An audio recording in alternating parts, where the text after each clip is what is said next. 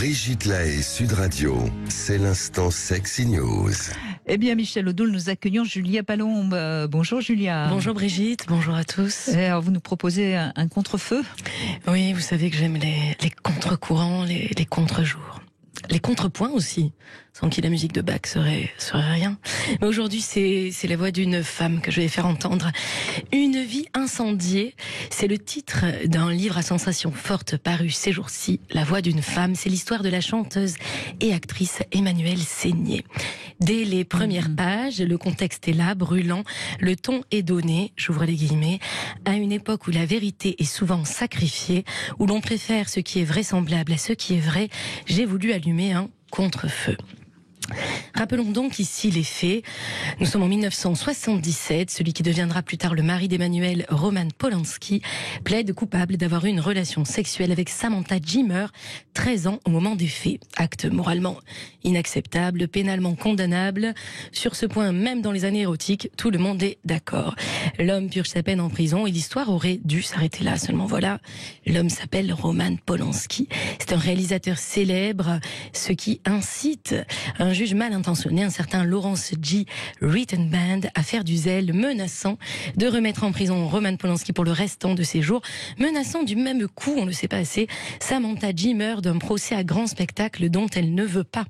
Les avocats des deux parties, appuyés par le procureur, dénoncent immédiatement le manque de déontologie du juge. Les preuves de la corruption de M. Rittenband ont été fournies depuis. En attendant, le jour même, Roman s'engouffre dans un avion pour l'Europe, idem du côté de Samantha, qui quitte la Californie sur le champ. 30 ans plus tard, Emmanuelle Seigné a rencontré Roman, ils sont mariés, vivent une vie heureuse, ont 2 enfants et mènent 2 carrières distinctes à succès. Samantha, elle, a publiquement pardonné à Roman, elle a même demandé plusieurs fois l'arrêt des poursuites contre lui. Quand soudain, le 9 septembre 2009, Roman Polanski, invité en Suisse à recevoir un prix d'honneur pour l'ensemble de son œuvre, est interpellé à la sortie de l'avion et incarcéré. Le cauchemar d'Emmanuelle durera 9 mois, incendiant au passage sa vie et celle de leurs 2 enfants, replongeant du même coup contre son gré Samantha Gimmer dans la prison médiatique. Et voilà, c'est ainsi que le livre commence. Alors, la plume à vif de l'auteur nous embarque dans un tourbillon kafkaïen à ascenseur émotionnel. Comment faire entendre la vérité face à un système judiciaire défaillant? Comment faire entendre la vérité dans un monde aveuglé par la fumée de nos écrans, d'où naissent chaque matin de nouvelles cabales à travers les réseaux sociaux? Comment faire entendre la vérité au temps de MeToo face aux activistes affamés de sang, d'hommes blancs et puissants? Comment réfréner les accès de folie que la célébrité provoque? Parce que, évidemment, la célébrité, certains en abusent et en même temps, ça convoque aussi l'avidité, la jalousie et le désir. Est-ce audible? Nous sommes dans un état de droit où les accusations ne valent rien tant qu'elles n'ont pas été prouvées, et fort heureusement. Mais alors pourquoi Adèle Haenel se lève-t-elle outrée le soir de la cérémonie des Césars en 2020 si ce n'est par posture idéologique? Samantha Gimmer déclara dans la foulée: quand on véhicule sciemment des contre-vérités pour faire avancer des causes, c'est un outrage caractérisé. Cela démontre toute l'hypocrisie de ces activistes.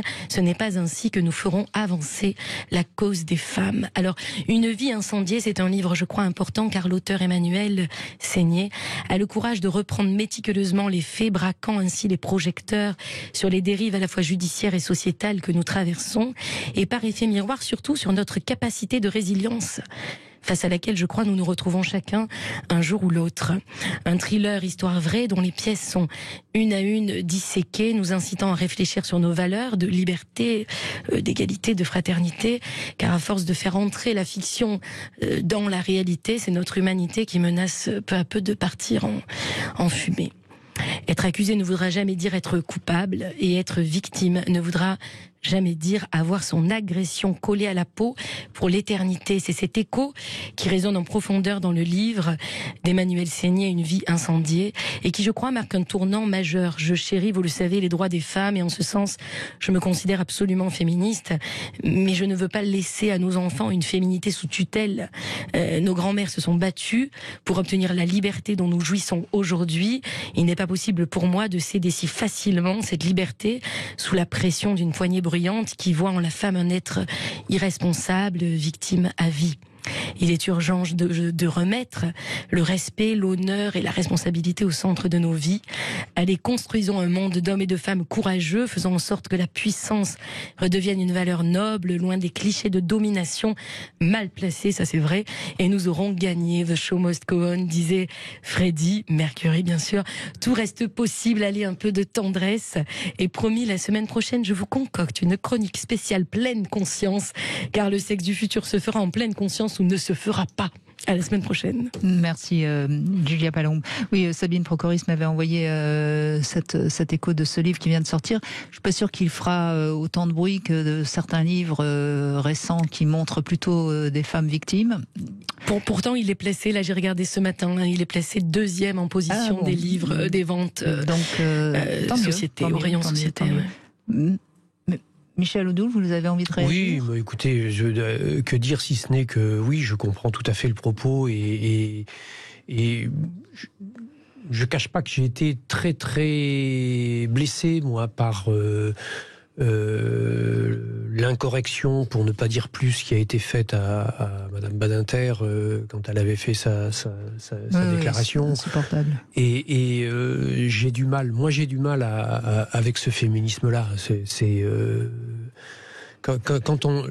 Le problème d'une société, c'est quand elle commence à ne plus respecter ses anciens, qui sont ceux qui l'ont créé et qui lui ont permis d'exister, et ceux qui en voient au chapitre aujourd'hui, malheureusement, je ne sais pas s'ils sont très représentatifs de ce que pense la majorité des femmes et la majorité des gens en général.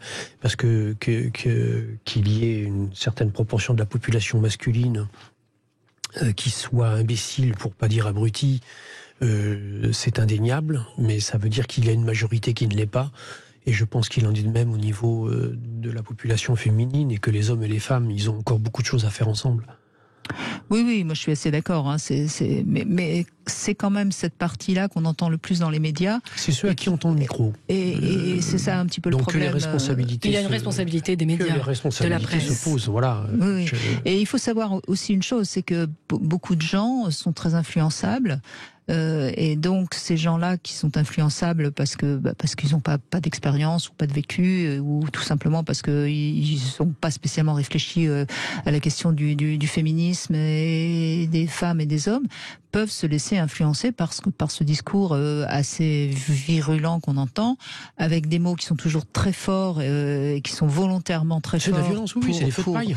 Oui, mais pour essayer de convaincre des gens qui a priori n'ont pas d'avis et qui finissent par penser qu'en effet tous les hommes sont peut-être des harceleurs en puissance, etc. Donc c'est quand même un petit peu embêtant, je trouve, ce qui se passe en ce moment. Mais bon, ici, on parle vrai, on résiste. Et c'est pour ça, je crois que la voix de cette femme et ce livre Une vie incendiée, la voix d'Emmanuelle Seigné, je crois qu'elle est importante. Et moi, j'invite les auditeurs à lire ce livre et à se faire leur idée, tout simplement.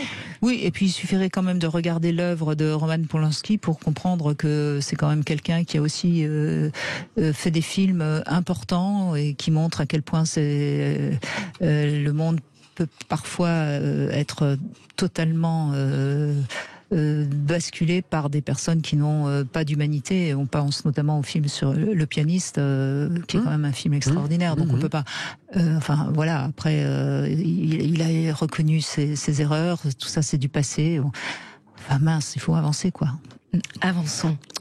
Merci Julia Palombe. Alors Merci, en tout cas, Brigitte. jeudi prochain, je ne sais pas quelle sera votre chronique, mais je sais que vous avez une soirée tout à fait intéressante, une soirée inédite à 19h30, Eros et Bacchus, Oui. une dégustation de vin et avec des chansons à la cave à vin, qui se trouve avenue de Turin à Paris, le rouge et le vert. Ah oui, ça va être extraordinaire. Il y a une œnologue, Audrey, des voyages du vin, qui est magnifique, qui explique très très bien les saveurs. Alors on va mélanger, voilà. Les robes du vin et mes robes vont se frotter. D'accord, donc c'est jeudi prochain à 19h30. Oui. Merci beaucoup.